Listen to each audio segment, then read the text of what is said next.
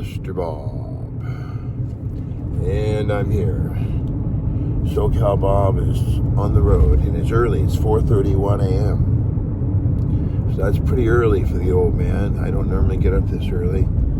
I can if I need to, but I don't normally.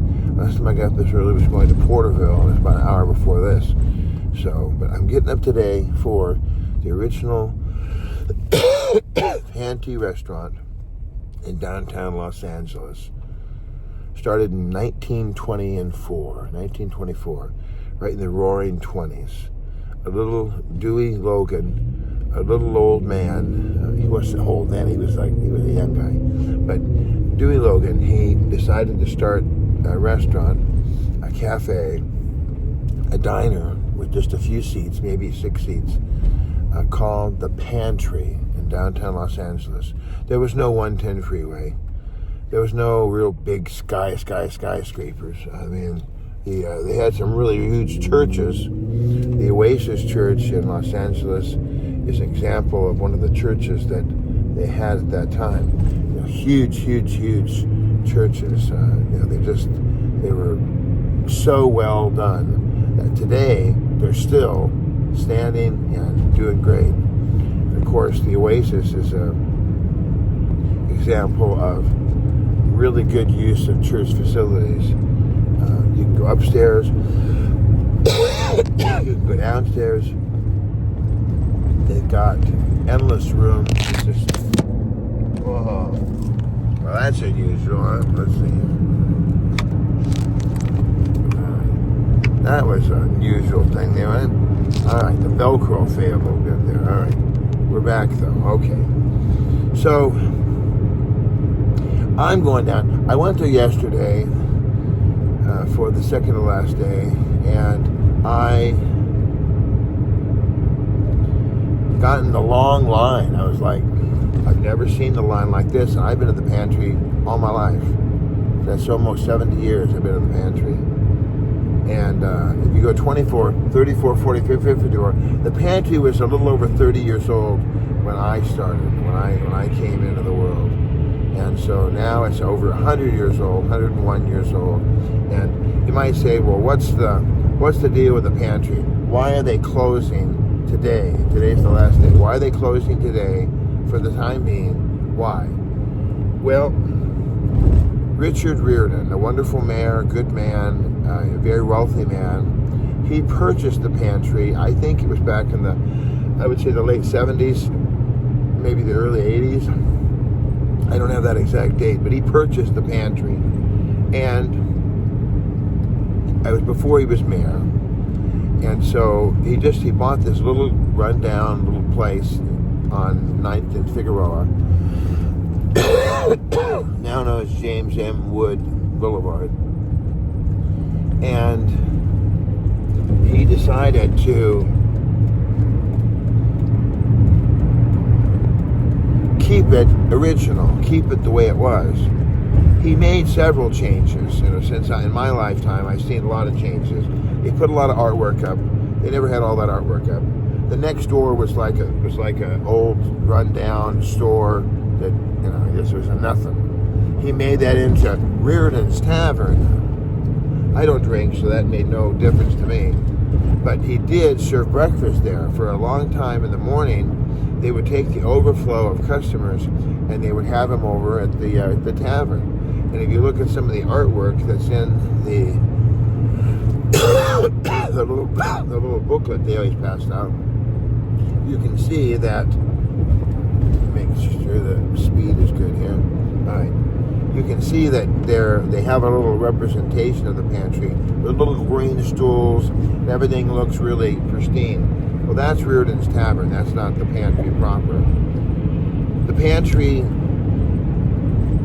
was there on the little corner of 9th. It was on 9th Street, right where the freeway is. So there's nothing else to just imagine the 110 freeway just going right through the middle of it. And on the morning of 1951, we don't know the exact date. I'm sure I can look it up. I just woke up, by the way. So. And they served breakfast. Remember, he was never closed.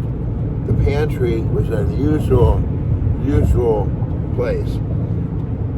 They just stayed open 24/7 because people worked different shifts.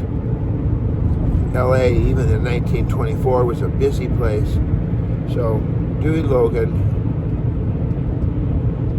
was open 24/7. He served his breakfast at the diner, but then down the street he purchased and constructed the pantry that we know today with the triangular counter. I don't know how they really achieved that, but it's kind of funny. It doesn't seem like it's on the outside. It seems like it's all parallel and perfectly measured. But if you look in the back on the east side of the counter, if you stand there and look, the counter is like a diamond. It's like a little kind of, it goes at an angle and it gets wider and wider as it goes back. So he built this little place called the pantry, and the parking was around the building, and then eventually he picked up the lot across the street and he made that into the pantry parking. And right now the pantry is in probably, I would say, $20 million, $30 million location. I mean, it's prime real estate. You've got the parking lot. If you were to take the parking lot out and just excavate it and go down 6 levels, you could have awesome parking there, and we put a 25-story building on top of it. I mean, it's amazing. But the thing is that the trust, when Richard Riordan died, he left a trust, which is smart, because you don't want to have to lose all your money to supporting unusual activities in some small village in Iran. We're going to teach the Iranians how to cross-dress. It's going to be fun. $40 million to help them cross-dress. The things that they've discovered lately have been just amazing. So he was smart. He was very, very organized. He had good lawyers. Here's where he fell down, and here's where it's very sad. This is where you want to cry. He did not write or stipulate in his trust that when the restaurant is sold, it needs to be maintained in the tradition of what the pantry has always been, to keep the practices, how they make. When I walk in, I'm not going to be there for 2.5 hours. The doors don't open till 7.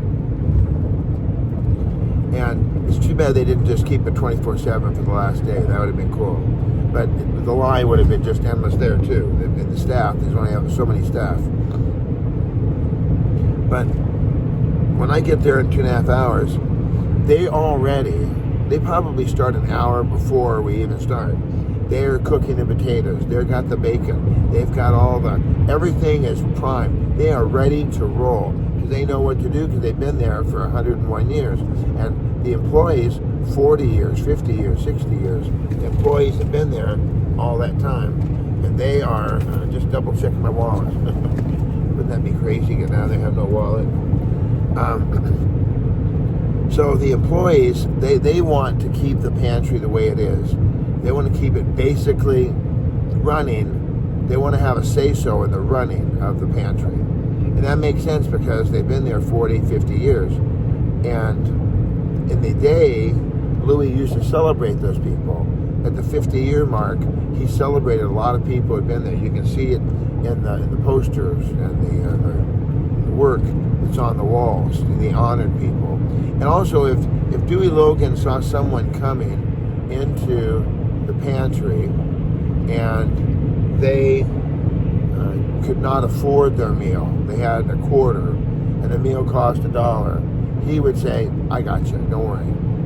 There used to be an old newsboy who was just outside the door, and he had a little news rack there for a long time.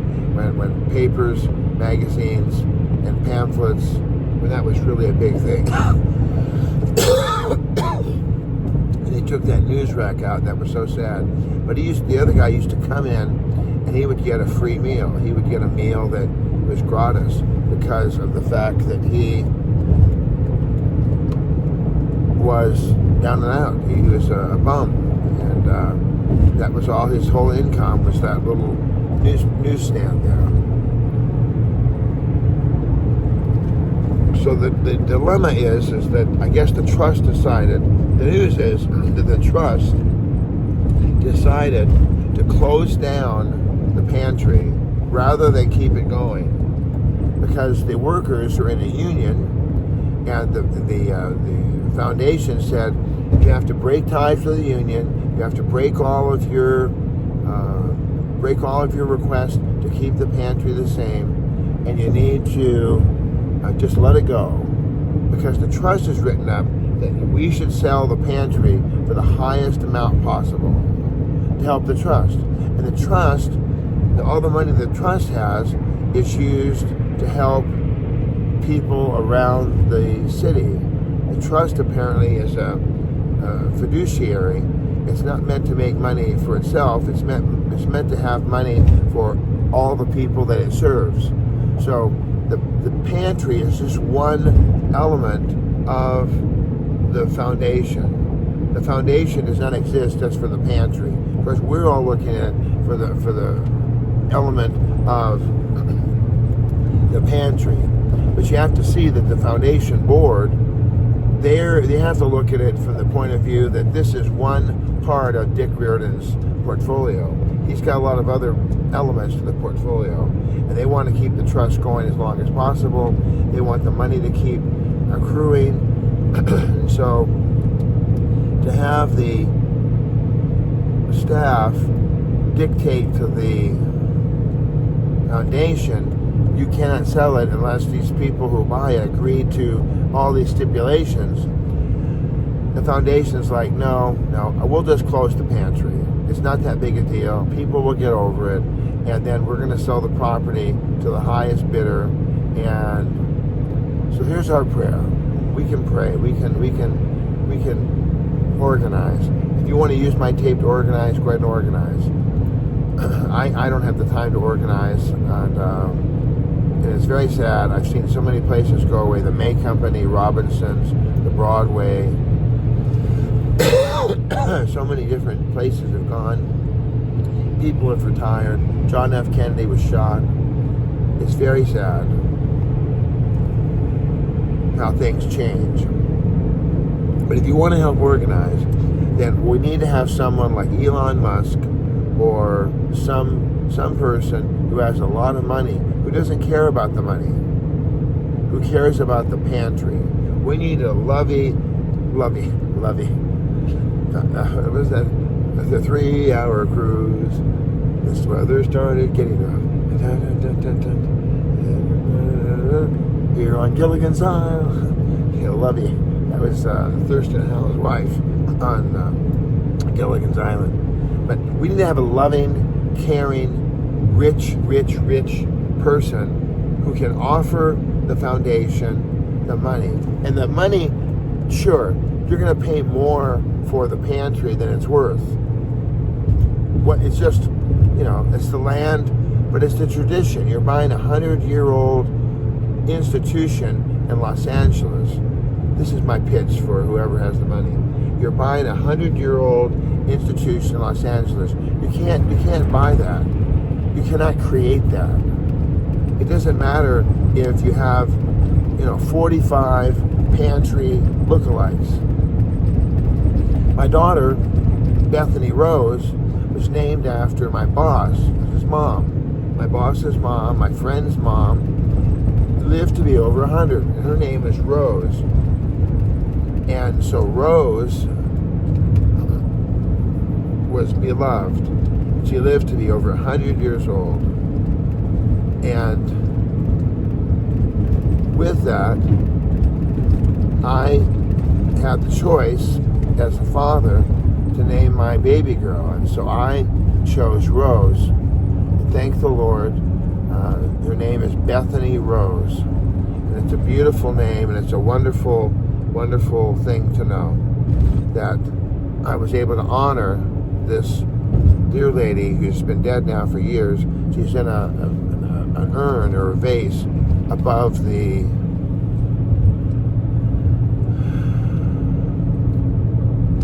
library shelves in my friend's library. And you can look up there and you can see Paul, the husband I took care of, Rose, who's on the right, and then the husband, Gene, he's in the middle.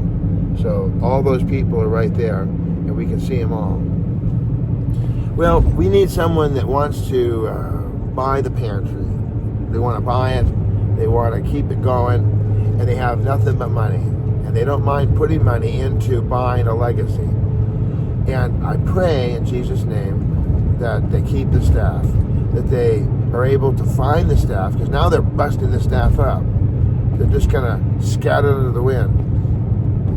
And these folks are going to have to go work at Denny's or work at the Langham, or going to work somewhere. But they know the pantry. The pantry is their life. They've been there for 50 years. They've been somewhere for 50 years, and it hasn't changed in 50 years. You know everything about it. Well, that's going to be, you can't, it's going to be hard to transition, because they have their, they have their schedules, they have their lives, and they know.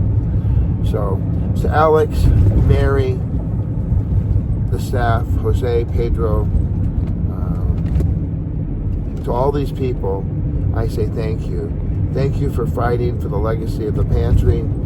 Things get messy, especially with a multi-million-dollar trust, and the legacy is important, but they have other priorities, and it's too bad that if I was a lawyer and I was one of Richard Riordan's friends, and I did see Richard Riordan on many times at the pantry, and I tried to encourage him to go to the pantry and to make a CD, to make a tape, and to tape record all the history that he knew about the pantry.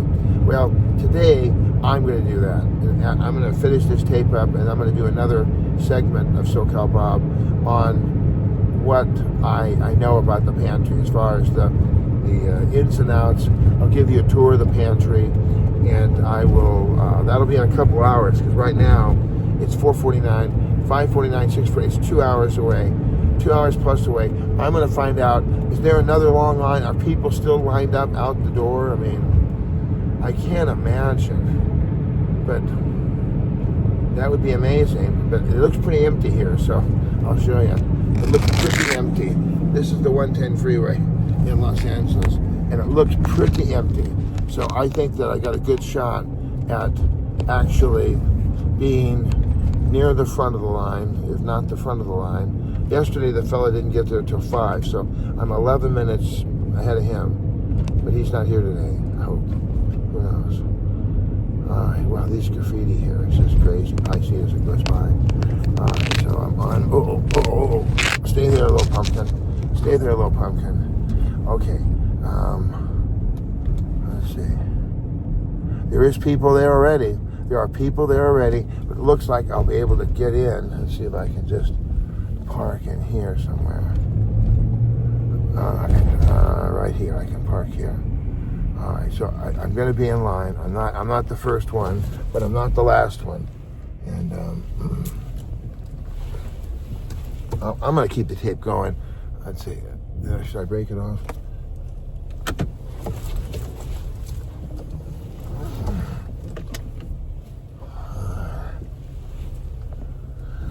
Okay. All right. I guess, let's see. 19. I better cut it off here and I'll start a new tape. I love you. God bless you. And I'm excited because I'm going to be there for the pantry. In Jesus' name. Bye.